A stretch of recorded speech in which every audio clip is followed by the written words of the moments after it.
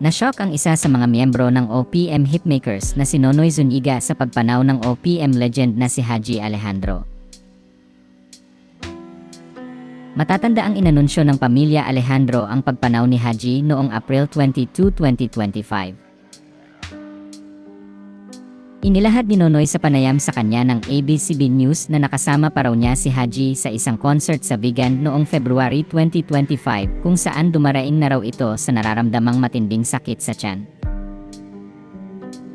Ayon pa sa kanya, napansin daw niyang parang lumolobo na umano ang katawan ni Haji kahit hindi naman daw ito masyadong kumakain.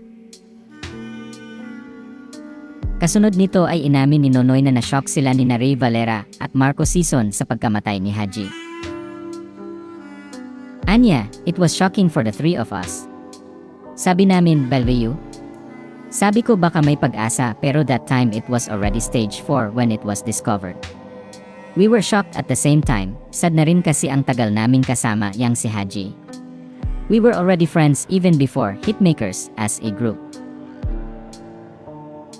Ayon pa sa kanya, hanga daw siya sa dedication ni Haji sa kanyang trabaho bilang isang performer.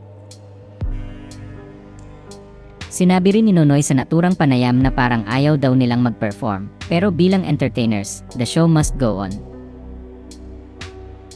Samantala, ibinahagi ni Rachel Alejandro sa kanyang social media post nitong Miyerkules, April 23, ang tribute niya para sa kanyang namayapang ama.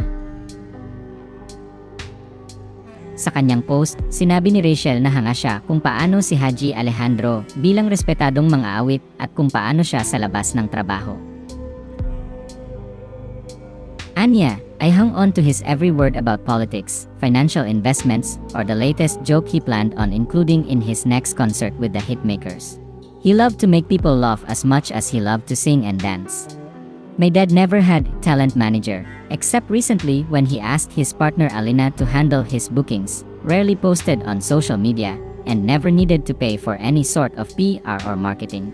He was a bona fide star and his success was purely because talent, hard work, and charisma. Ayon pa sa kanya, bago inadmit ang kanyang ama sa ospital para sa surgery, nag-perform ito sa 2 events kahit may iniinda itong sakit dahil hindi raw ito nagka-cancel ng shows. Ibinahagi rin ni Rachel sa kanyang tribute ang tungkol sa huling panahong nakapiling niya ang kanyang ama. Anya, for Dad, every show is a blessing and performing for you all is our highest calling as singers. 2 months of hospital stays and spending time with him at his home and I was still not prepared as I helplessly watched him breathe his final breath.